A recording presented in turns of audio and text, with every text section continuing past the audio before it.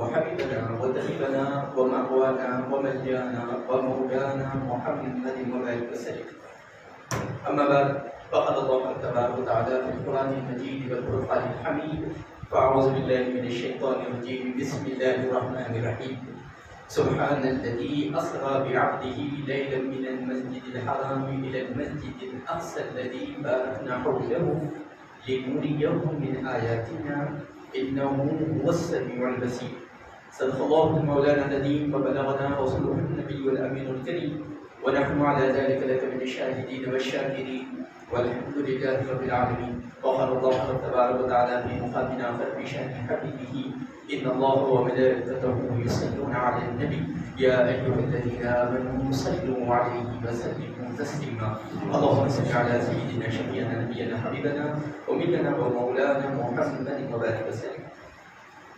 حاضرین محترم، ابھی میں نے جس آیت کریمہ کی تلاوت کا شرط حاصل کیا وہ سورہ بنی اسرائیل کی پہلی آیت ہے، جس میں خالق کونین ارشاد فرما رہا ہے سبحان الذی، پاک ہے وہ ذات، اسرا بعبدہ، جس نے اپنے بندے کو سیر کرائی، لیلا، رات کے چھوٹے حصے میں، من المسجد الحرام، مسجد حرام سے، الى المسجد الاقصی، مسجد اقصی تک، لنریہ من آیاتنا، تاکہ ہم دکھائیں اس کو اپنی روشن نشانیاں، انہ هو السمیع البصیر، یقیناً وہ سننے والا اور دیکھنے والا. آج ہم نبی پاک علیہ السلام کے معراج کے واقعے کو سننے کے لیے جمع ہوئے ہیں. نبی پاک علیہ السلام سے وابستہ ہر چیز کی نرالی اہمیت ہے. ہم کو اندازہ نہیں ہے حضور اکرم صلی اللہ علیہ وسلم سے جو چیز بھی وابستہ ہوتی ہے وہ انتہائی عظمتوں والی ہوتی ہے. روایت میں آتا ہے کہ کوئی شخص قیامت کے روز سفارش کے بغیر جنت میں داخل نہیں ہوگا. کوئی شخص، اس میں انبیاء اور مرسلین کو چھوڑ کر جتنے لوگ ہیں امت محمدی صلی اللہ علیہ وسلم اور آپ سے پہلے کی جتنے امتیں، کوئی شخص سفارش کے بغیر داخل نہیں ہوگا جنت میں. چنانچہ احادیث کا جب مطالعہ کرتے ہیں تو روایت میں آیا ہے کہ قرآن سب میں پہلے سفارش کرے گا. جب کسی مومن بندے کو بعض گناہوں کی وجہ سے جہنم کا پروانہ دیا جائے گا، فیصلہ کر دیا جائے گا کہ اس کو جہنم رسید کر دیا جائے، قرآن بیچ میں حائل ہو جائے گا اور سفارش کرے گا رب کائنات کے حضور کے مولا، میں سفارش کرتا ہوں اس بندے کے حق میں، اس کو معاف فرما دے، اس کی مغفرت فرما دے. بہت سارے لوگ راتوں میں سو رہے تھے لیکن یہ بندہ مجھ کو پڑھ رہا تھا. تمام لوگ دنیا کو سمجھنے میں اپنے اوقات لگا رہے تھے لیکن یہ بندہ مجھ کو سمجھنے کی کوشش کر رہا تھا. تمام لوگ دنیا کے فیشنوں کو اپنا رہے تھے لیکن یہ بندہ تیرے احکامات پر، میری ہدایت پر عمل کرنے کی کوشش کر رہا تھا. لہذا میں اس کے حق میں سفارش کرتا ہوں مولا. یہ قرآن حکیم سفارش کرے گا. کس کی کرے گا؟ جو قرآن پڑھے گا، جو قرآن کو سمجھے گا، جو قرآن پر عمل کرے گا. اچھا، ان لوگوں کی سفارش بھی کیا کرے گا قرآن؟ جو قرآن کو پڑھتے تو ہیں لیکن سمجھتے نہیں ہیں، اس پر عمل نہیں کرتے. تو حدیث شریف میں آیا ہے کہ یہی قرآن جو نیک لوگوں کے حق میں سفارش کرے گا، یہی قرآن ان لوگوں کے حق میں لعنت بھیجے گا جو قرآن کو پڑھتے تو ضرور ہیں لیکن نہ اس کو سمجھتے ہیں نہ اس پر عمل کرتے ہیں. آج مسلمانوں کی تقریباً تعداد ایسی ہی ہے جو قرآن حکیم کو پڑھتی ضرور ہے لیکن سمجھتی ہے اور نہ اس پر عمل کرنے کی طرف راغب ہوتی ہے. تو ایسے لوگوں کے بارے میں حدیث شریف میں آیا ہے کہ یہ قرآن ان کے اوپر لعنت کرے گا. سفارش تو دور کی بات ہے، لعنت کرے گا کہ اے مولا تیری لعنت ہو ایسے لوگوں پر جو مجھ کو پڑھتے تو ضرور تھے لیکن مجھ کو سمجھتے نہ تھے، نہ اس پر عمل کرتے تھے. تو معلوم یہ ہوتا ہے کہ قرآن سفارش ضرور کرے گا، لیکن کس کی؟ نیک لوگوں کی سفارش کرے گا۔ جو لوگ اس کی بتائے ہوئے راستے سے ہٹے ہوئے ہوں گے ان کی سفارش قرآن نہیں کرے گا۔ اسی طرح روزے کے بارے میں بھی آیا ہے کہ روزہ بھی سفارش کرے گا، ٹھہر جائے گا جہنم اور بندے کے درمیان، روزے دار کے درمیان اور رب کے حضور۔ وہ کہے گا کہ مولا، جب لوگ شدت بھوک کی تاب نہ لا کر کھانے کی طرف آمادہ ہوتے تھے، لیکن یہ بندہ تیری رضا کے لیے کھانے کو چھوڑ چکا تھا۔ جو لوگ شدت دھوپ کی وجہ سے، شدت پیاس کی وجہ سے پانی کی طرف راغب ہوتے تھے، لیکن یہ بندہ اس کے سامنے لذیذ مشروب بھی رکھ دی جائے، ٹھنڈا پانی بھی رکھ دیا جائے تو اس کی طرف یہ مائل نہیں ہوتا تھا۔ مولا، میں اس کے حق میں سفارش کرتا ہوں، تو میری سفارش کو قبول فرما، اس کو معاف فرما دے اور جنت کا مستحق بنا دے۔ اچھا، روزہ کیا ہر روزے دار کے حق میں یہی سفارش کرے گا؟ نہیں۔ حدیث شریف میں آیا ہے کہ بہت سارے روزے دار ایسے بھی ہیں جن کو سوائے بھوک اور پیاس کے کچھ نصیب نہیں ہوتا۔ اس میں بھی تقریباً مسلمان شامل ہیں۔ آج ہمارا عالم یہی ہے کہ ہم رمضان المبارک جب آتا ہے تو اللہ کی رضا کے لیے جائز چیزوں کو چھوڑ دیتے ہیں۔ کھانا جائز ہے یا حرام ہے؟ ناجائز ہے۔ جائز چیز ہے۔ پانی پینا جائز ہے یا ناجائز ہے؟ جائز ہے۔ جائز چیز کو چھوڑ رہے ہیں اللہ رب تبارک و تعالیٰ کو راضی کرنے کے لیے، لیکن جیسے ہی رمضان المبارک گزر جاتا ہے حرام کو بھی نہیں چھوڑتے۔ میں آپ کو ایک چیز بتاتا ہوں کہ رمضان المبارک کا چاند نظر آ گیا، جو لوگ سٹے بازی میں مبتلا ہوتے ہیں، رمضان المبارک آتے ہی سب پہ ٹوپی آ جاتی ہے، اچھی بات ہے، اللہ رب تبارک و تعالیٰ اس کا اثر قیامت تک جاری رکھے ان کے اوپر، ان کی نسلوں پر، اچھی بات ہے۔ لیکن جیسے ہی چاند نظر آیا رمضان المبارک کا، ہمارے اندر تبدیلی آ جاتی ہے۔ آپ دکانوں پر بھی دیکھیے، خاص طور پر گوشت کی دکانوں پر نعتیہ اشعار لگا دیے جاتے ہیں، ہر طرف سے نعتیں سننے کو ملتی ہے، اچھی چیز ہے، فضا معطر ہو جاتی ہے۔ جہاں پر نبی پاک علیہ الصلوۃ والسلام کا ذکر ہو وہاں پر اللہ رب تبارک و تعالیٰ کی رحمتوں کا نزول ہوتا ہے۔ لیکن یہی چیز شوال کا جب چاند نظر آتا ہے تو جس دکان سے نعت شریف کی آوازیں بلند ہوتی ہیں اسی دکان سے فلمی نغمے بلند ہوتے ہیں۔ کیا یہ ہمارے سامنے نہیں ہے؟ ہم کس کو دھوکہ دے رہے ہیں؟ اللہ رب تبارک و تعالیٰ کو۔ قرآن کہہ رہا ہے پوری دنیا مل کر رب کو دھوکہ نہیں دے سکتی، یہ تو تم اپنے آپ کو دھوکہ دے رہے ہیں۔ رمضان آیا تو ہمارے کردار میں تبدیلی آ گئی، ہم اسلامی تعلیمات کی طرف آمادہ ہو گئے، عبادتیں کرنے لگے، ریاضات و مجاہدات کرنے لگے، لیکن جیسے ہی شوال کا چاند نظر آیا پھر ہم وہی ڈگر اپنا رہے ہیں جو شیطانی ڈگر ہے۔ حدیث شریف میں آیا ہے کہ رمضان المبارک کا چاند جب نکلتا ہے اللہ رب تبارک و تعالیٰ شیطانوں کو قید کر دیتا ہے، اور شوال کا چاند جب نظر آتا ہے تو ان کو چھوڑ دیتا ہے، اور ہم شوال کا چاند دیکھ کر جو فلمی نغمے لگاتے ہیں گویا ہم دنیا کو پیغام دے رہے ہیں جن شیاطین کا ذکر حدیث شریف میں آیا ہے وہ کوئی اور نہیں، ہم ہی ہیں۔ ہم پوری روش شیطانی اختیار کرتے ہیں، تو یہ کس کو دھوکہ دے رہے ہیں؟ اپنے آپ کو دھوکہ دے رہے ہیں، کسی اور کو دھوکہ نہیں دے رہے۔ تو کیا ایسے لوگوں کے حق میں روزہ سفارش کرے گا؟ ایسے لوگوں کے حق میں سفارش نہیں کرے گا۔ روزہ انہی کے حق میں سفارش کرے گا جو لوگ رمضان المبارک میں جائز چیزوں سے بچتے ہیں، حرام چیزوں سے بچتے ہیں، اور اسی سلسلے کو پوری زندگی میں جاری اور ساری رکھتے ہیں۔ روزہ ان کے حق میں سفارش کرے گا کہ مولا میری وجہ سے جو ٹریننگ تو نے ان کو دی تھی اس کا پاس و لحاظ انہوں نے پوری زندگی رکھا ہے، ہر وہ چیز جو تجھ کو ناراض کرتی ہے وہ اس سے بچے رہے، ہر وہ چیز جو تجھ کو راضی کرے، تیرے حبیب کو راضی کرے وہ کرتے رہے۔ میں ان کے حق میں سفارش کرتا ہوں، لیکن ان لوگوں کے حق میں روزہ سفارش نہیں کرے گا جو لوگ مقصد روزہ کو فوت کر دیتے۔ اسی طرح روایت میں آیا ہے کہ علماء اکرام کو بھی اللہ تبارک و تعالیٰ سفارش کا حق عطا فرمائے گا۔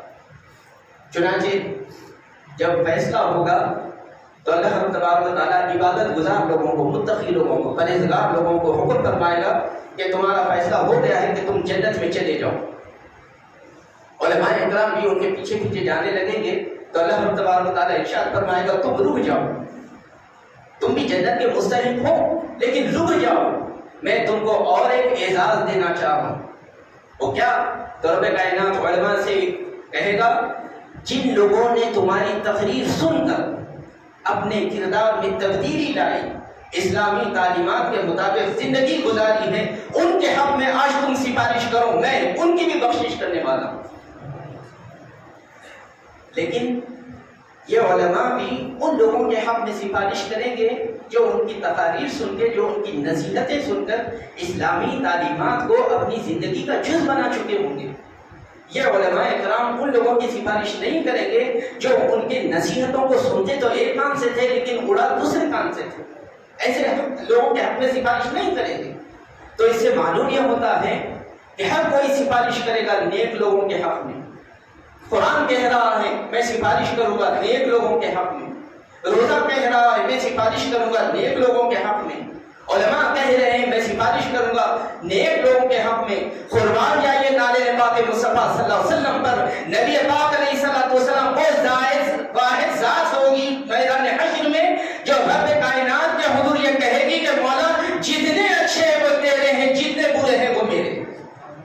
میں بروں کے حق میں سفارش کرتا ہوں کہ مولا میری سفارش کو تو قبول فرما دے، اور تو نے مجھ سے وعدہ فرمایا ہے وَلَسَوْفَ يُعْطِيكَ رَبُّكَ فَتَرْضَىٰ، اے میرے حبیب میں آپ کو اتنا عطا کروں گا کہ آپ مجھ سے راضی ہو جائیں گے۔ اور میرے حبیب کہتے ہیں، میرا نبی کہتا ہے اے مولا میں اس وقت تک راضی نہیں ہوں گا جب تک میرا ایک ایک گنہگار امتی جہنم سے نکل کر جنت میں نہ چلا جائے۔ اور نبی پاک علیہ السلام کی سفارش کو کیسے اپنائیں؟ قرآن کی سفارش حاصل کرنے کے لیے ضروری تھا کہ ہم محنت کریں، قرآن حکیم کے احکامات پر عمل کریں، جو منہیات ہے قرآن کے اس سے رک جائیں۔ روزہ بھی اسی وقت ہماری سفارش کرتا ہے جب ہم مقصد روزہ کو اپنے زندگی میں ڈھال لیں۔ علماء بھی اسی وقت سفارش کرتے ہیں جب ہم ان کی بات مان لیں۔ اب یہ نبی پاک علیہ السلام جو سفارش کر رہے ہیں اس کے لیے کیا کرنا ہے؟ تو حدیث شریف میں آیا ہے جو میرا امتی صبح میں 10 مرتبہ شام میں 10 مرتبہ درود پڑھتا ہے میں اس کے حق میں سفارش کروں گا۔ اندازہ کیجئے کتنا آسان طریقہ بتا رہے ہیں نبی پاک علیہ السلام کہ دن میں 10 مرتبہ درود پڑھو اور رات میں 10 مرتبہ درود پڑھو، اللہ رب تبارک و تعالیٰ کی جلال کی قسم میں میدان حشر میں تمہاری سفارش کروں گا۔ اور سب کی سفارش رد ہو سکتی ہے لیکن میری سفارش رد ہونے والی نہیں ہے۔ تو آج سے معمول بنا لیں کہ صبح میں اور شام میں حضور اکرم صلی اللہ علیہ وسلم کی ذات پر درود بھیجنا شروع کر دیں، اسی سے ہماری نجات ہونے والی ہے۔ اب ہمارے ذہن میں آ سکتا ہے کہ روزانہ صبح 10 مرتبہ اور شام میں 10 مرتبہ، ہو سکتا ہے کہ ہم بھول جائیں، ایسا بھی ہو سکتا ہے کہ صبح میں کسی کام میں مصروف ہوں ہم بھول جائیں، درود نہ پڑھ سکیں، یا شام میں مصروفیت کی وجہ سے درود نہ پڑھ سکیں۔ یاد کر رکھیے کہ 10 مرتبہ پڑھنا ہے صبح شام۔ صوفیہ اکرام نے آسان طریقہ بتایا، کہا نماز کی پابندی کرو، درود شریف خود بخود ادا ہو جائے۔ فجر میں کتنی رکعت؟ 4 رکعت، 2 مرتبہ درود تو پڑھنا ہے آپ کو۔ ظہر میں کتنی رکعت؟ 12 رکعت۔ اگر ہر نماز میں ایک مرتبہ 4 مرتبہ یہاں پر 4 مرتبہ ظہر میں درود پڑھ رہے ہیں، 2 مرتبہ فجر میں پڑھ رہے ہیں، اسی طرح عصر میں 2 مرتبہ، 2 6 2 2 4 2 کتنے مرتبہ ہو گئے؟ 8 مرتبہ۔ اور حضور اکرم صلی اللہ علیہ وسلم نے ارشاد فرمایا دعا سے پہلے درود پڑھو۔ تو 3 مرتبہ جب ہم دعا کریں گے ظہر میں، فجر میں اور عصر میں تو 3 مرتبہ، تو 8 مرتبہ یہ درود اور 3 مرتبہ یہ درود، دونوں ملائے تو 11 ہوں گے۔ یہ صبح تک کوٹا نکل گیا۔ اسی طرح رات کی نمازیں مغرب اور عشاء پڑھے، ہر نماز میں ہم درود پڑھتے ہیں اور ہر دعا سے پہلے جب درود پڑھیں گے تو وہاں پر بھی 10 کا کوٹا مکمل ہو جاتا ہے۔ اسی لیے صوفیہ اکرام ارشاد فرماتے ہیں نماز کی پابندی کرو، اللہ تبارک و تعالیٰ اس کے صدقے میں تم کو درود بھیجنے کا عادی بنا دے گا۔ اور جب تم صبح اور شام 10 مرتبہ میرے حبیب پر درود پڑھو گے تو میرے نبی نے فرمایا ہے کہ تمہارے حق میں سفارش کریں گے۔ لہذا جب ہم نماز پڑھنے آئیں تو فرض پڑھ کر نکل نہ جائیں. اکثر ہمارے پاس ایسا ہو رہا ہے کہ فرض پڑھ کر ہم نکل جا رہے ہیں. اگر صرف فرض پڑھ کر نکل جائیں تو فجر میں 1 مرتبہ درود ہوتا ہے, ظہر میں فرض پڑھ کر نکل جائے تو صرف 2 مرتبہ, عصر میں پڑھ کر نکل جائیں 2 مرتبہ, 3 مرتبہ, اور 3 مرتبہ دعا پڑھیں تو 6 مرتبہ. 10 کا کوٹا مکمل نہیں ہو رہا ہے. صوفیہ اکرام ارشاد فرماتے ہیں نماز جب پڑھو تو فرائض بھی ادا کرو, سنن بھی ادا کرو, واجبات بھی ادا کرو, نوافل بھی ادا کرو. اس کے صدقے میں اللہ تبارک و تعالیٰ تمہارے حق میں نبی پاک علیہ الصلوۃ والسلام کی سفارش کو قبول فرمائے گا اور جہنم سے نکال کر اللہ تبارک و تعالیٰ جنت کا مستحق بنا دے گا. تو کتنی بڑی فضیلت ہے درود پاک نبی پاک علیہ الصلوۃ والسلام پر درود پڑھنے کی. تو آئیے ہم بصد خلوص ادب و احترام نبی پاک علیہ الصلوۃ والسلام کی بارگاہ میں درود پڑھتے ہیں. پڑھیے اللہم صلی علی سیدنا شفیعنا نبینا حبیبنا امینا و مولانا محمد مبارک وسلم. نبی پاک علیہ الصلوۃ والسلام کی فضیلتوں کا ہم اندازہ کر ہی نہیں سکتے. امام السلامی آپ نے بخاری شریف کی ایک شرح لکھی ہے, ارشاد الساری فی شرح بخاری. بہت بڑے عالم میں دین گزرے, مفسر تھے, محدث تھے, فقیہ تھے, تاریخ دان تھے. آپ حضور اکرم صلی اللہ علیہ وسلم کی فضیلت بیان کرتے ہوئے ارشاد فرماتے ہیں کہ ایک پلڑے میں 7 زمین رکھ دیے جائے, اسی پلڑے میں 7 آسمان رکھ دیے جائے, اسی پلڑے میں فرشتوں کو رکھ دیا جائے, اسی پلڑے میں حور و غلمان کو رکھ دیا جائے, اسی پلڑے میں انبیاء اور مرسلین کو رکھ دیا جائے, اسی پلڑے میں سدرۃ المنتہا کو رکھ دیا جائے, اسی پلڑے میں جنت و جہنم کو رکھ دیا جائے, اسی پلڑے میں کرسی کو رکھ دیا جائے, اسی پلڑے میں عرش اعظم کو رکھ دیا جائے, اور دوسرے پلڑے میں نبی پاک علیہ الصلوۃ والسلام کو رکھا جائے, تب بھی نبی پاک علیہ الصلوۃ والسلام کا پلڑا بھاری ہے. یہ اللہ کی قدر کرم ہے ہم پر کہ رب کائنات نے ہم کو ایسے نبی کا غلام بنایا. تو ہم جتنا ناز کریں کم ہے, لیکن بدقسمتی ہماری یہ ہے کہ ایسے جلیل القدر نبی کے سفید معراج منانے یا نہ منانے کے اوپر ہم اونچے ہوئے ہیں. ارے جتنی خیرات ہم کو مل رہی ہے نبی پاک علیہ الصلوۃ والسلام کے نالے کے پاک کے صدقے میں مل رہی ہے. اللہ تبارک و تعالیٰ نے حضور اکرم صلی اللہ علیہ وسلم کو بہت سارے معجزات دیے. بعض علماء اکرام نے اس کی تعداد 1000 سے زیادہ بیان فرمائی, لیکن جتنے معجزات ہیں حضور اکرم صلی اللہ علیہ وسلم کے وہ ماضی کا حصہ بن چکے ہیں. آج ہم ان معجزات کو دیکھ نہیں سکتے. مثال کے طور پر جب حضرت علی رضی اللہ تعالیٰ عنہ کی نماز عصر قضا ہو رہی تھی, سورج ڈوب گیا تھا, حضور اکرم صلی اللہ علیہ وسلم نے اپنی مشت مبارکہ کی اشارے سے سورج کو پلٹا لیا تھا. اس معجزے کو آج ہم نہیں دیکھ سکتے. چاند کو جو 2 ٹکڑے فرمایا تھا آپ نے, وہ معجزے کو ہم آج نہیں دیکھ سکتے. حضور اکرم صلی اللہ علیہ وسلم نے پانی کی کلیا میں اپنا دست مبارک رکھا تو وہاں سے آپ کی مشت مبارکہ سے پانی کی نہریں جاری ہوگی. یہ بھی معجزہ تھا حضور اکرم صلی اللہ علیہ وسلم کا. یہ معجزہ آج ہم دیکھ نہیں سکتے. پہاڑ حضور اکرم صلی اللہ علیہ وسلم کو سلام کرتے تھے.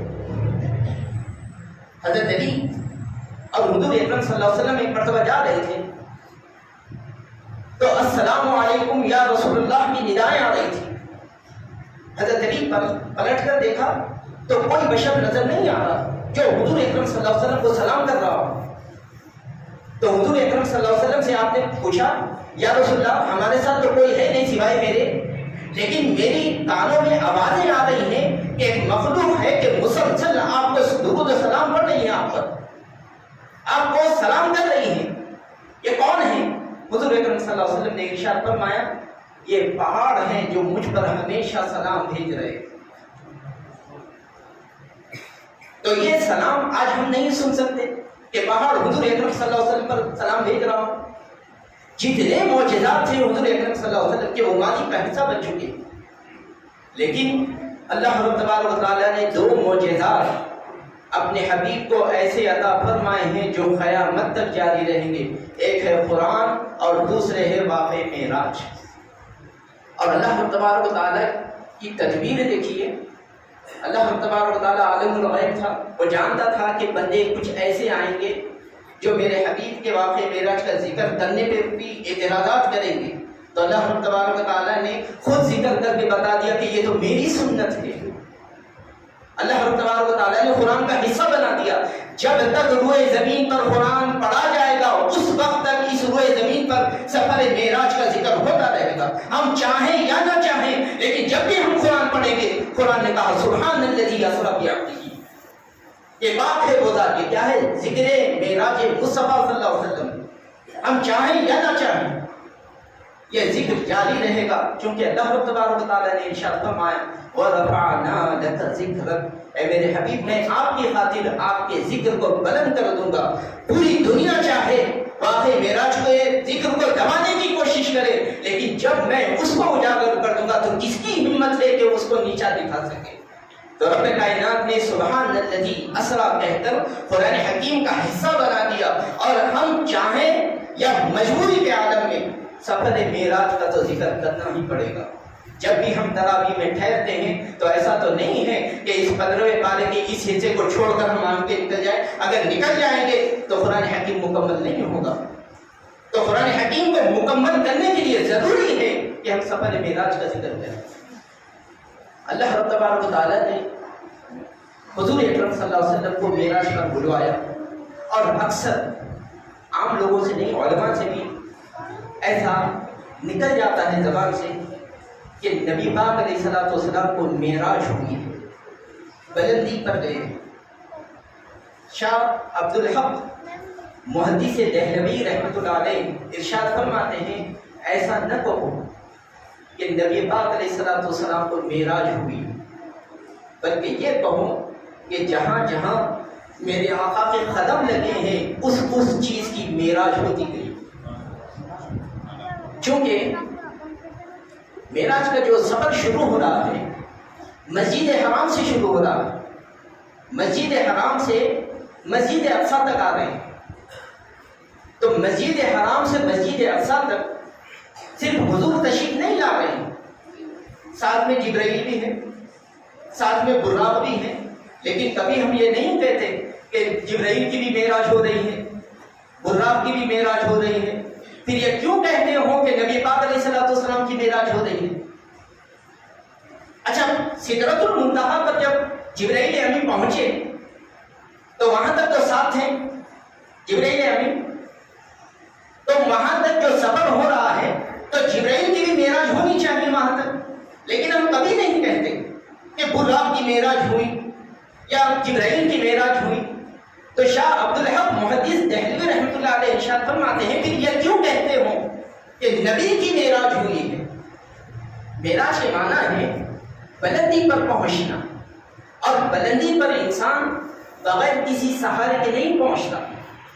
مثال کے طور پر ہم سب انسان ہیں، لیکن ہمارے درمیان اگر کوئی کونسلر ہو اس کی عزت ہماری عزت سے زیادہ ہے.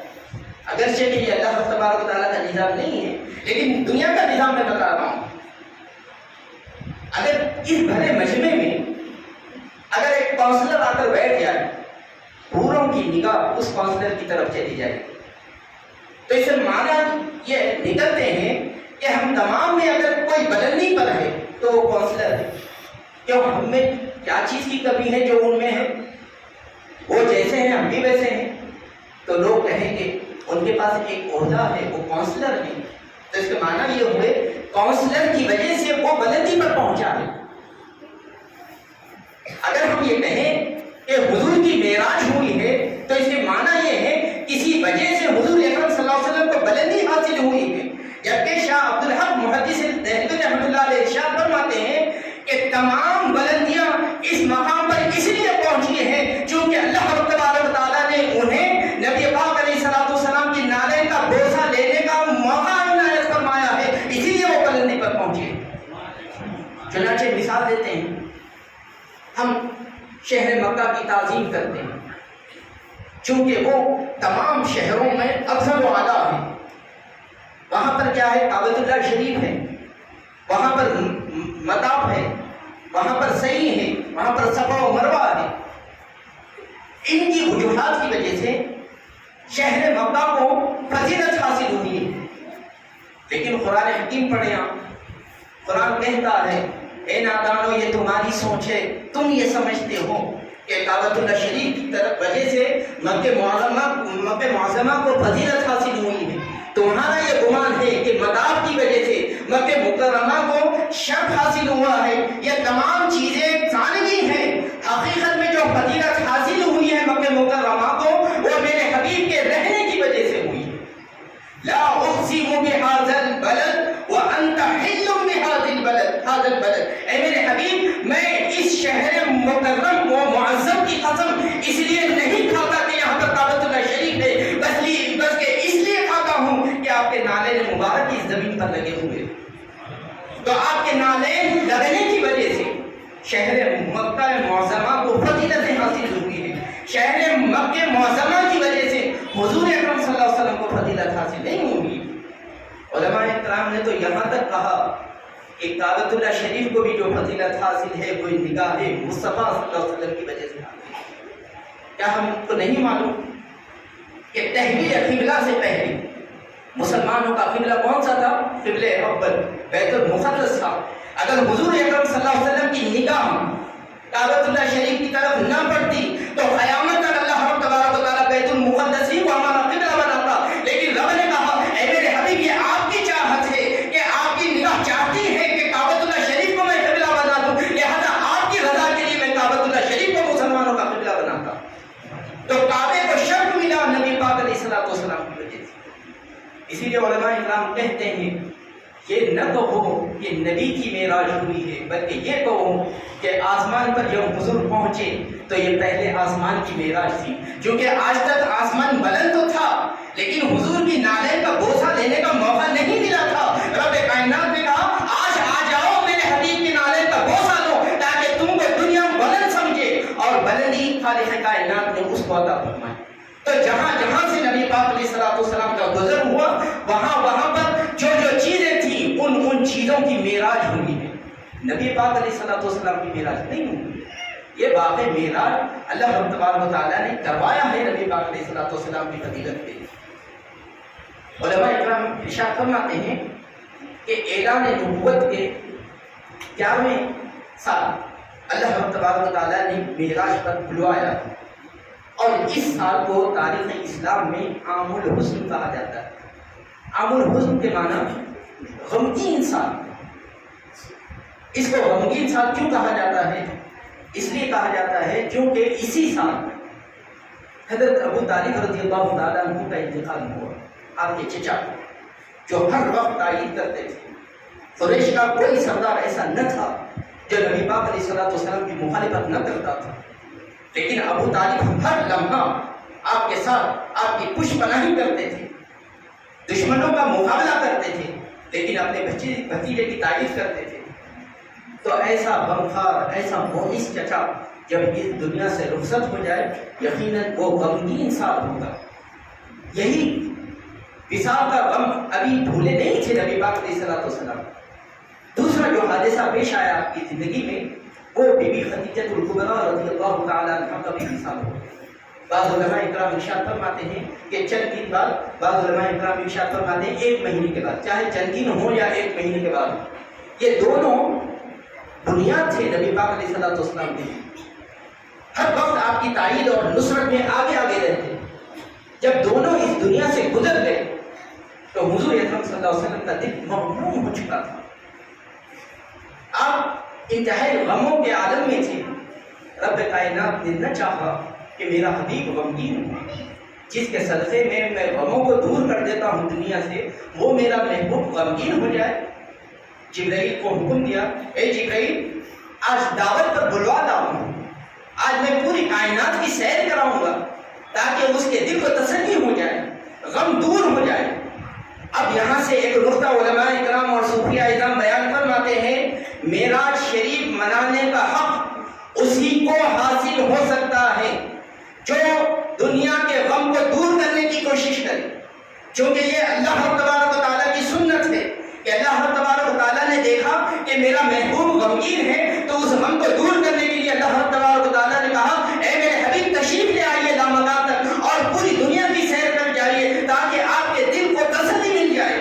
تو علماء کرام ارشاد فرماتے ہیں جو لوگ لوگوں کے غموں کو دور کرتے ہیں انہیں کو حق پہنچا ہے کہ وہ معراج مصطفیٰ صلی اللہ علیہ وسلم منائیں، ان لوگوں کو قطعی حق نہیں پہنچتا جو لوگوں کے لیے مصیبتیں کھڑی کرتے ہیں، جو لوگوں کو غمگین کرتے ہیں ان کو حق نہیں پہنچتا۔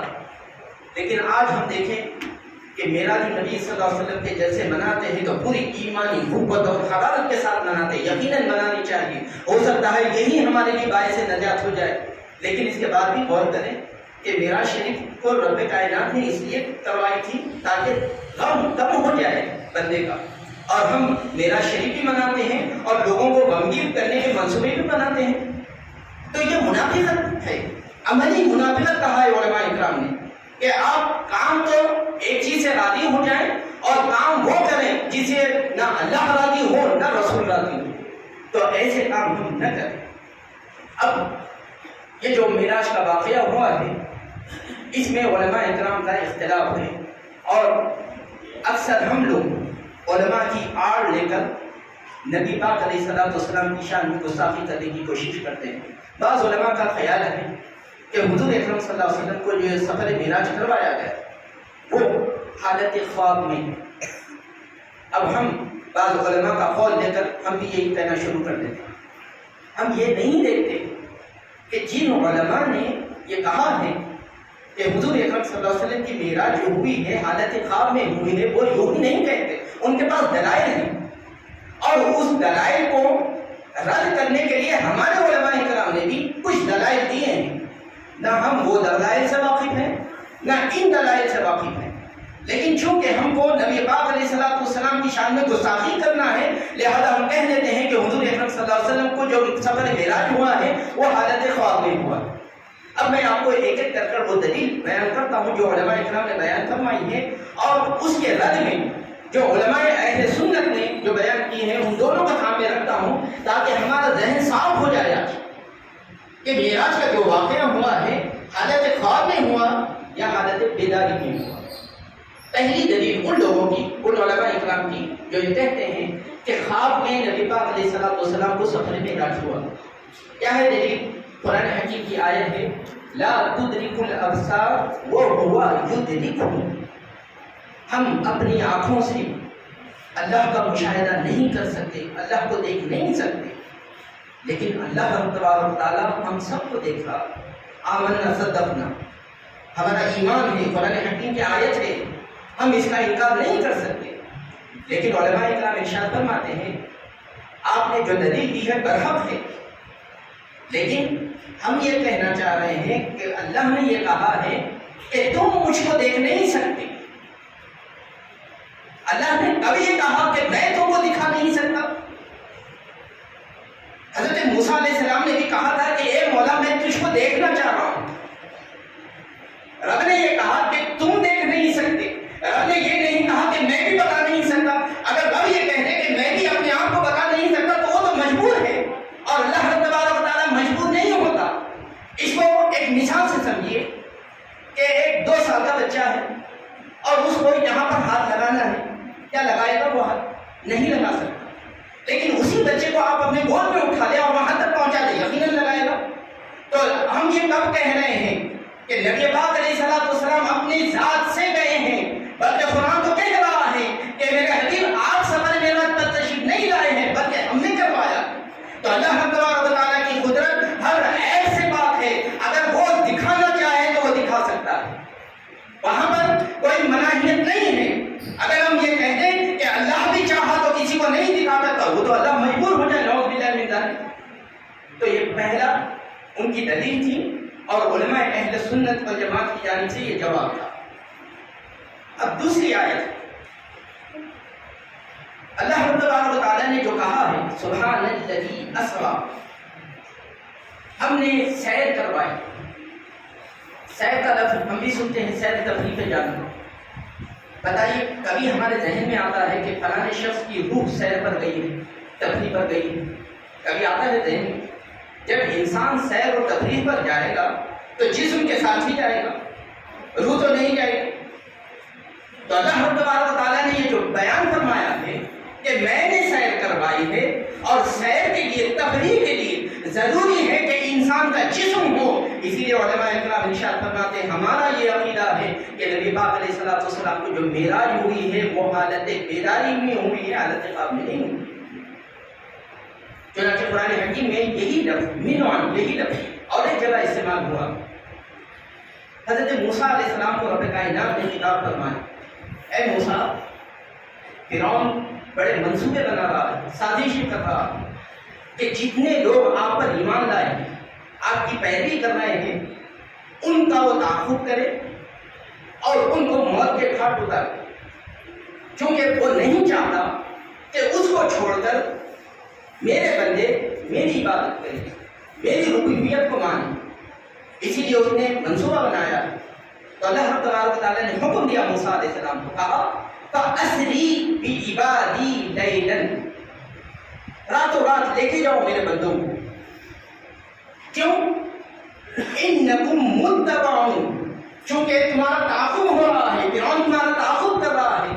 اب بتائیے دشمن جب ہمارے پیچھے آئے گا تو ہماری روح کے پیچھے آئے گا یا ہمارے جسم کے پیچھے آئے گا؟ ہماری روح ہو تو کوئی دشمن ہمارے پیچھے آ سکتا ہے؟ دشمن ہمارا تعاقب کرے گا تو اسی وقت کرے گا جب ہمارا جسم ہوگا۔ تو رب کائنات نے اسرا کا لفظ وہاں پر بھی استعمال فرمایا، اسرا کا لفظ یہاں پر بھی استعمال فرمایا، دنیا کو یہ پیغام دے دیا کہ جس طرح وہاں پر جسم مبارک ہے اسی طرح یہاں پر بھی جسم مراد ہے۔ میرا حبیب جو معراج پر تشریف لایا ہے وہ روحانی طور پر نہیں، جسم کے ساتھ تشریف لایا۔ اسی طرح جو علماء اکرام یہ جانتے ہیں، جو مانتے ہیں کہ حضور اکرم صلی اللہ علیہ وسلم کو جو سفر معراج کروایا گیا ہے وہ حالت خواب میں ہے، ان کی دوسری دلیل حدیث شریف سے حضرت انس رضی اللہ تعالیٰ عنہ سے مروی ہے کہ نبی پاک علیہ الصلوۃ والسلام کے اس سفر معراج کا جب آغاز ہوا تو کیا کیفیت تھی وہ بیان کرتے ہوئے ارشاد فرماتے ہیں، وہ ہوا نائم فی المسجد الحرام، آپ آرام فرما رہے تھے مسجد حرام میں۔ تو اس سے صاف ظاہر ہوتا ہے کہ معراج کا جو واقعہ ہوا ہے خواب میں ہوا، چونکہ حضور اکرم صلی اللہ علیہ وسلم سو رہے تھے، اور یہ حدیث ہے، حدیث کا بھی ہم انکار نہیں کر سکتے۔ نبی پاک علیہ الصلوۃ والسلام کا قول ہے، انس رضی اللہ تعالیٰ عنہ اس کے راوی ہیں، وہ ہوا نائم فی المسجد الحرام، اور اللہ تبارک و تعالیٰ نے بھی مسجد حرام کا ذکر کیا ہے کہ میں سیر کروایا ہے میرے بندے کو مسجد حرام سے، اور حدیث پاک میں آتا ہے کہ مسجد حرام میں حضور اکرم صلی اللہ علیہ وسلم آرام فرما رہے تھے۔ یہ ان کا موقف ہے۔ علماء اہل سنت والجماعت نے اس کا جواب یہ دیا ہے کہ انس رضی اللہ تعالیٰ عنہ سے جو روایت مروی ہے جو آپ ہمارے سامنے پیش کر رہے تھے کہ حضور اکرم صلی اللہ علیہ وسلم آرام فرما رہے تھے، اس میں کہاں پر یہ ذکر ہے کہ حضور مسجد اقصی میں بھی پہنچے تو وہاں پر بھی آرام کر رہے تھے، ساتویں آسمان پر جب سیر کیے تو وہاں پر بھی آرام کر رہے تھے، سدرۃ المنتہا پر جب پہنچے وہاں پر بھی آرام کر رہے تھے، بلکہ یہاں پر تو بس اتنا ذکر ہے کہ جب جبرائیل امی آئے آپ کو دعوت نامہ دینے کے لیے تو اس وقت حضور اکرم صلی اللہ علیہ وسلم آرام فرما رہے تھے۔ ابتدائی حالت بیان کی گئی ہے کہ جب یہ سفر معراج کا آغاز ہو رہا تھا تو اس سے پہلے نبی پاک علیہ الصلوۃ والسلام آرام فرما رہے تھے، تاکہ دنیا کو یہ پتہ چل جائے کہ میرا حبیب اتنی فضیلت والا ہے کہ وہ آرام فرما رہا ہے اور میں اس کا مشترک ہوں، میں اپنی طرف سے اس کو بلوا رہا ہوں کہ میرے حبیب تشریف لائیے اور لامکہ تک، اور جہاں تک میں چاہوں وہاں تک سیر کر کر آپ واپس تشریف لے جائے۔ تو یہ دلیلیں ہیں علماء اہل سنت والجماعت۔ اب آئیے، سائنس تو اتنی ترقی کر چکی ہے کہ اگر سائنس کے نظریے سے بھی دیکھیں تو ہم کو جسم کے ساتھ نبی پاک علیہ الصلوۃ والسلام کے اس سفر کو ماننے میں کوئی قباحت نظر نہیں آتی، کوئی پریشانی لاحق نہیں ہوتی۔ مکہ مکرمہ سے جو مسجد اقصی کا سفر کا ذکر ہے قرآن حکیم میں، علماء اکرام ارشاد فرماتے ہیں مسجد حرام سے مسجد اقصی تک جو مسافت ہے 15,000 کلومیٹر ہے، 1-2 کلومیٹر نہیں۔ اگر ہم یہاں سے بامبے جائیں تو 700 کلومیٹر ہے، اور یہاں سے دہلی جائیں تو 1600 کلومیٹر، یعنی یہاں سے حیدرآباد سے اگر دہلی جائیں تو جتنی مسافت ہے وہی مسافت مکہ مکرمہ سے بیت المقدس تک ہے، یعنی 15,000 کلومیٹر۔ اگر ہم پیدل چلنا شروع کریں تو 1 مہینہ لگ جائے گا کم سے کم۔ اگر میں آج شروع کروں گا تو 1 مہینے کے بعد دہلی پہنچ سکوں گا کم سے کم۔ اب اگر میں آپ سے کہہ دوں کہ سائنس تو یہ بتا رہی ہے کہ اتنا لمبا سفر ہے، 1500 کلومیٹر ہے، 15,000 کلومیٹر ہے، وہاں تک پہنچنے کے لیے 1 مہینہ لگے گا، اور میں آپ سے کہہ دوں کہ نہیں میں صرف 4 گھنٹے میں جا کر آیا ہوں یا 2.5 گھنٹے میں جا کر آیا ہوں، آپ ماننے کے لیے تیار ہوں گے؟ ماننے کے لیے تیار نہیں ہوں گے۔ اب میں یہ کہوں کہ نہیں میں پلین کے ذریعے سے گیا تھا، اب آپ ماننے کے لیے تیار ہو جائیں گے، کیونکہ پلین میں اتنی طاقت ہے کہ 1 مہینے کی مسافت کو 2.5 گھنٹے میں سمیٹ دے۔ تو ہم یہ کب کہہ رہے ہیں کہ نبی پاک علیہ السلام خود تشریف لے گئے ہیں، خالق کائنات تو خود کہہ رہا ہے کہ میں سفر کروایا ہوں۔ جب پلین میں اتنی طاقت ہے کہ 1 مہینے کی مسافت کو 2 گھنٹے میں تبدیل کر دے، تو خالق کائنات تو قادر مطلق ہے، اگر وہ اپنے بندے کو سیر کروا رہا ہے تو اس میں کیا تعجب کی بات ہے؟ تو عقلی طور پر بھی ثابت ہوتا ہے، نقلی طور پر بھی ثابت ہوتا ہے کہ نبی پاک علیہ السلام لمحے بالبصر میں یہ سیر کر کر واپس تشریف لائے۔ اچھا، قرآن حکیم کے جو الفاظ ہیں اس پر آپ غور کریں۔ رب کائنات نے جو بیان فرمایا ہے، سبحان الذی اسری، پاک ہے وہ ذات جس نے سیر کروائی۔ اچھا، یہاں پر سفر کا لفظ استعمال نہیں ہوا، حالانکہ سفر بھی ہو سکتا تھا۔ اگر مسجد حرام سے نکل کر مسجد اقصی تشریف لے جا رہے ہیں، یہ بھی تو سفر ہے۔ وہاں سے آسمانوں کی سیر کر رہے ہیں یا سفر کر رہے ہیں تو یہ بھی سفر ہے۔ وہاں سے سدرۃ المنتہا پر جا رہے ہیں تو یہ بھی سفر ہے۔ لیکن رب کائنات نے سفر کا لفظ استعمال نہیں فرمایا، سیر کا لفظ استعمال فرمایا۔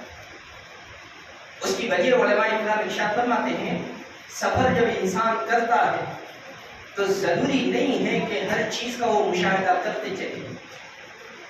جب ہم ٹرین میں بیٹھتے ہیں، جب تک ٹرین آہستہ چلتی ہے ہم کو ہر چیز نظر آتی ہے، لیکن جیسے جیسے اس کی رفتار بڑھتی ہے سوائے درختوں کی کوئی نظر نہیں آتا، اور پلین میں چلے جائیں وہاں تو سوائے بادل کے کچھ نظر نہیں آتا۔ تو سفر میں آپ تیزی سے جا کر واپس آ سکتے ہیں، لیکن ہر چیز کو دیکھنا ناممکن ہے اس کے اندر۔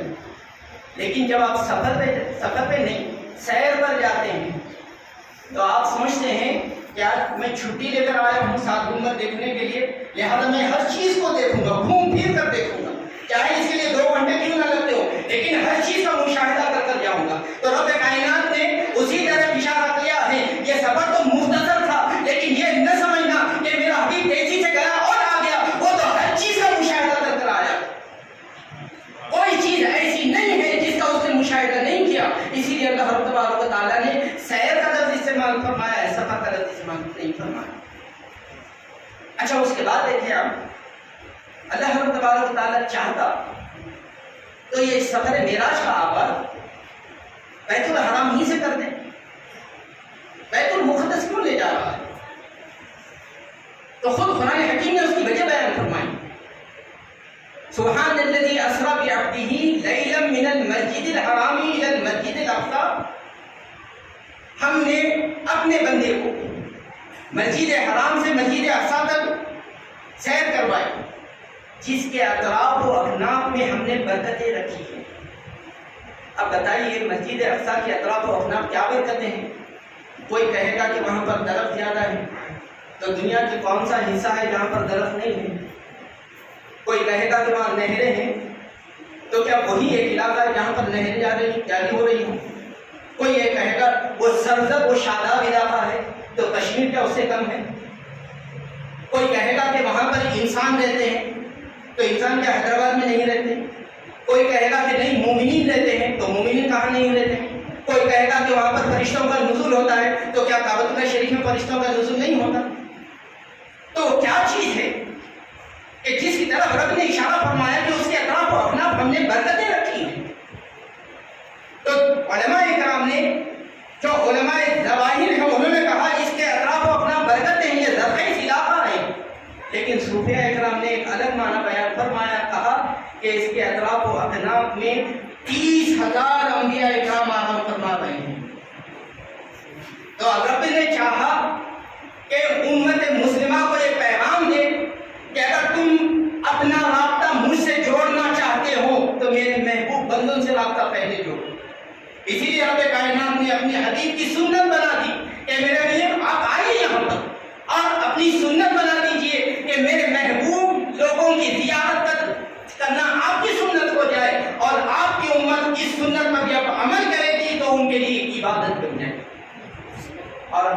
کہتے ہیں کہ وہاں جانے سے کیا ہوتا ہے، یہاں جانے سے کیا ہوتا ہے، جہاں پر اللہ والے آرام کر رہے ہیں وہاں پر اللہ کی رحمتوں کا نزول ہوتا ہے۔ یہ تو قرآن سے ثابت ہے کہ برکتیں رکھی ہیں، وہ برکتیں کیا ہے؟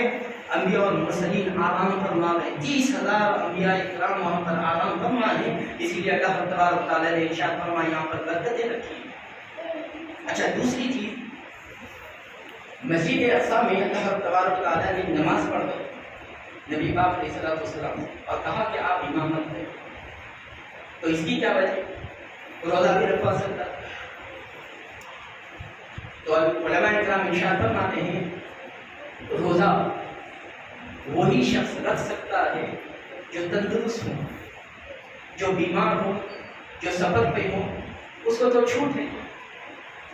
تو اللہ تبارک و تعالیٰ نے ایسی عبادت کروائی ہے جو کسی لمحے معاف ہو ہی نہیں سکتی۔ میں ٹھہر کر نماز پڑھ رہا ہوں، ٹھہر کر نہیں پڑھ سکتا، بیٹھ کر پڑھنے کی اجازت، بیٹھ کے نہیں پڑھ سکتا، لیٹ کے پڑھنے کی اجازت، لیٹ کے نہیں پڑھ سکتا، اشاروں سے پڑھنے کی اجازت، اشاروں سے نہیں پڑھ سکتا، نیت کر لے کہ میں عبادت کر رہا ہوں، اللہ تبارک و تعالیٰ اس پر بھی اجر و ثواب عنایت فرمائے، کیونکہ اللہ کے رسول نے ارشاد فرمایا انما الاعمال بالنیات، تمام اعمال کا دار و مدار نیتوں پر ہے۔ تو نماز ایک واحد عبادت ہے جو کبھی معاف نہیں ہوتی، اور نماز ایک واحد عبادت ہے جو روزانہ ہم پر پڑھتے ہیں۔ تو اللہ تبارک و تعالیٰ نے اس کے ذریعے امت مسلمہ کو یہ پیغام دیا کہ اگر تم مجھ سے رابطہ جوڑنا چاہتے ہو تو نمازی بن جاؤ، مجھ سے راستہ جڑ جائے گا۔ لیکن آج ہم اسی نماز کو چھوڑے بیٹھے ہیں۔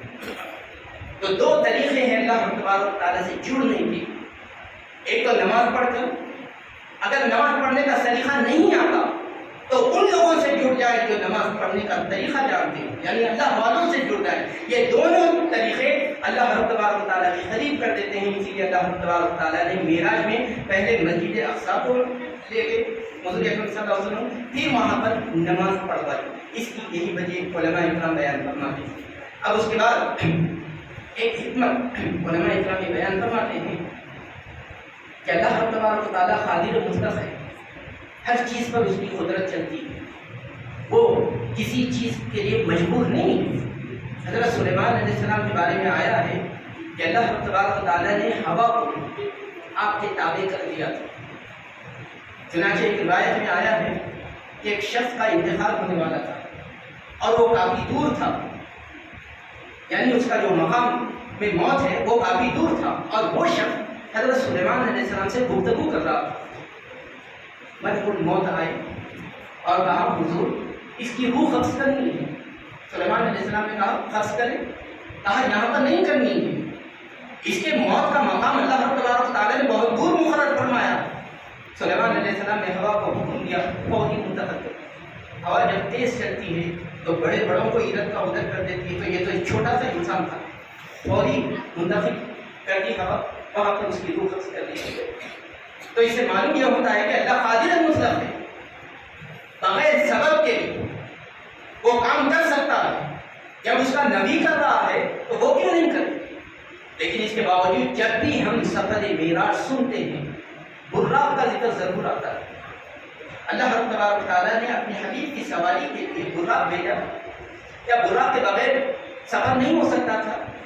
یقیناً ہو سکتا تھا، لیکن اللہ تبارک و تعالیٰ امت مسلمہ کو یہ پیغام دے رہا ہے کہ یہ دار الاسباب ہے، دنیا میں جو بھی کام ہوتا ہے سبب کے تحت ہوتا ہے، سبب کو نہ چھوڑو۔ لیکن بدقسمتی ہماری یہ ہے کہ ہم پوری ایمانی قوت اور حرارت کے ساتھ جشن معراج النبی صلی اللہ علیہ وسلم مناتے ہیں، لیکن جب سبب کو اپنانے کا وقت آتا ہے تو ہم چھوڑ دیتے ہیں۔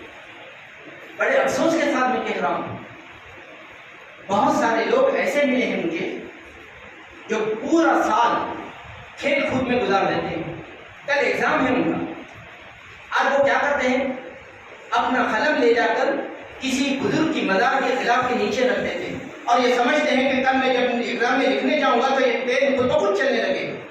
تو اللہ تبارک و تعالیٰ ارشاد فرماتا ہے اگر ایسا ہوتا تو میں بغیر براق کے میرے حبیب کو بلا لیتا، میں قدرت رکھنے کے باوجود سبب کو اختیار کر رہا ہوں تاکہ تم کبھی سبب کو نہ چھوڑو، لیکن آج ہم سبب کو چھوڑتے چلے جا رہے ہیں۔ اور کون سا ایسا ولی ہے بتائیے جو عالم دین نہ ہو، جو پڑھا لکھا نہ ہو، جس نے کتابیں تصنیف نہ کی ہوں، پیرانے پیر ہوں، کیا آپ نے کتابیں تصنیف نہیں فرمائی؟ خواجہ معین الدین چشتی رحمۃ اللہ علیہ ہوں، کیا آپ نے مکتوبات نہیں لکھ پائے؟ ملفوظات آپ کے ہاتھ موجود نہیں ہیں؟ نظام الدین اولیاء رحمۃ اللہ علیہ کیا آپ کے ملفوظات نہیں ہیں؟ ہر ولی نے علم حاصل کیا اور علم کو پھیلایا ہے، لیکن آج ہم ان کے نام پر علم کی دھجیاں اڑا رہے ہیں، اور بعض لوگ تو جا کر پورا بایو ڈاٹا لکھ دیتے ہیں وہاں پر، مجھے اچھی نوکری دلا دیجیے۔ ارے اس کے لیے صلاحیت تو پیدا کریں۔ جب تک ہم اپنی طرف سے کوشش نہیں کریں گے اس وقت تک اللہ رب تبارک و تعالی ہماری مدد نہیں فرمائے گا۔ یہ قرآن ہے، ان اللہ لا یغیر ما بانفسہم لا یغیر ما بقوم حتی یغیر ما بانفسہم۔ اللہ رب تبارک و تعالی اس قوم کو کبھی نہیں بدلتا جو اپنے آپ کو نہیں بدلتے۔ تو یہ غراب کا استعمال ہمارے لیے نصیحت ہے کہ ہم دنیا میں اسباب کو نہ چھوڑیں۔ یقیناً ہمارا اعتقاد بزرگان دین پر ہے، وہ سر آنکھوں پر ہے، لیکن اللہ تبارک و تعالیٰ کہہ رہا ہے کہ اسباب کو نہ چھوڑیں۔ اسباب کو اختیار کرتے ہوئے انبیاء اکرام اور مرسلین اور تمام اولیاء اعظام کی ہم عظمت کو بجا لائیں، اپنے دل میں رکھیں، لیکن اسباب کو کبھی نہ چھوڑیں۔ جس وقت ہم اسباب کو چھوڑ دیں گے اس وقت ناکامی ہمارا مقدر بن جائے گا۔ اس کے بعد سدرۃ المنتہا کا آخری واقعہ بیان کرتے ہوئے اپنی تقریر کو ختم کرتا ہوں۔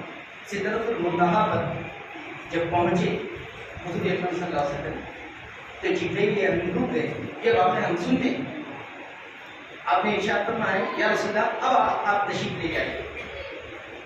حضور نے کہا آپ بھی چلیں، کہا ایک لمحے کے لیے بھی میں آگے بڑھوں تو میرے پر جل جائے۔ یہ جبرائیل امین کہہ رہے ہیں آپ یہاں سے آپ آگے جائیں، میں جا نہیں سکتا، اگر میں جاؤں تو پر جل جائے، کیونکہ آپ کی ذات الگ ہے، میری ذات الگ ہے۔ حضور اکرم صلی اللہ علیہ وسلم آگے تشریف لے جا رہے ہیں، اور روایتوں میں آتا ہے کہ حضور کے ساتھ ساتھ حضور کی نالیں بھی تشریف لے جا رہے ہیں، جسم سے چمٹی ہوئی۔ کسی نے عالم خیال میں نالے سے پوچھ لیا کہ جبرائیل بھی کام گئے تھے آگے بڑھنے سے، تجھے ڈر نہیں ہوا؟ اس نے کہا مجھے بھی ڈر تھا، لیکن جب میں نالے مصطفیٰ سے چمٹ گئی تو اب وہ خوف دور ہو گیا۔ اب کوئی چیز ہو جائے مجھ پر مصیبت نہیں آ سکتی، کیونکہ میں دامن مصطفیٰ کو تھام چکی ہوں۔ جب تک یہ دامن میرے ہاتھ میں ہے کوئی آگ میرا بال دکھا نہیں کر سکتی، کوئی چیز مجھے ضرر پہنچا ہی نہیں سکتی۔ علماء اکرام یہ روایت بیان کرنے کے بعد یہ ارشاد فرماتے ہیں مسلمانوں تمہارے لیے بھی اس میں نصیحت ہے، پوری دنیا تمہارے خلاف کیوں نہ ہو جائے، پوری دنیا تم پر مظالم توڑنے پر آمادہ کیوں نہ ہو جائے، لیکن خبردار کبھی نالے پاک مصطفیٰ کو نہ چھوڑنا۔ جب تک تم دامن مصطفیٰ کو تھامے رکھو گے پوری دنیا بھی تمہاری مخالف ہو جائے تو اللہ تبارک و تعالیٰ تمہیں کو کامیابی عطا فرمائے۔ اگر دیکھنا ہے تو نالے پاک مصطفیٰ صلی اللہ علیہ وسلم کو دیکھ لو کہ جبرائیل نے کہا تھا کہ میں آگے جاؤں تو جل جاؤں گا، لیکن نالین آگے گئی تو وہ چلی نہیں، کیونکہ وہ نالین پاک مصطفیٰ حضور اکرم صلی اللہ علیہ وسلم کے قدم سے لپٹی ہوئی تھی۔ تو آج ہم پر بھی لازم ہے کہ دنیا سے نہ گھبرائیں۔ دنیا یہ جو مظالم ہم دیکھ رہے ہیں حضور اکرم صلی اللہ علیہ وسلم کے اوپر جو مظالم ڈھائے گئے ہیں اس کا اشیر بھی نہیں، کوئی تقابل کیا ہی نہیں جاتا۔ تو یہ بہت معمولی سے مظالم ہے جو ہم کو دکھ رہے ہیں، لیکن ہماری ذمہ داری یہ ہے کہ ہم مظالم کی طرف نہ دیکھیں کہ ظالم ہمارے ساتھ کیا کر رہا ہے، بلکہ ہم دیکھیں ہم کیا کر رہے ہیں۔ اگر ہم دامن مصطفیٰ صلی اللہ علیہ وسلم کو چھوڑ دیں گے کوئی کچھ کرے یا نہ کرے ہم ناکام ہو جائیں گے۔ دشمنوں کو منصوبہ بنانے کی ضرورت نہیں، ہم خود بخود ناکام ہو جائیں گے، لیکن ایک مرتبہ ہمارے ہاتھ میں دامن مصطفیٰ صلی اللہ علیہ وسلم تھام لیں، ہم اس کو مضبوطی سے پکڑ لیں، پوری دنیا مل کر بھی ہم کو نیست و نابود کرنا چاہے لیکن ہم نہیں ہو سکتے، کیونکہ اللہ تبارک و تعالیٰ نے ارشاد فرمایا ہے وَأَنْتُمُ الْأَعْلَوْنَ إِن كُنتُم مُّؤْمِنِينَ، تم ہی سرفراز کیے جاؤ گے، تم ہی اعلیٰ رہو گے، تم ہی غالب رہو گے، لیکن شرط یہ ہے کہ تم صاحب ایمان بن کر رہو، مومن بن کر رہو۔ اللہ تبارک و تعالیٰ سے دعا ہے کہ اللہ تبارک و تعالیٰ کی قرآن اور صاحب قرآن صلی اللہ علیہ وسلم کی تعلیمات کی مزاج کو سمجھنے اور ان کی مطابق عمل کرنے کی توفیق عطا فرمائے. وآخر دعوانا ان الحمد للہ رب العالمین.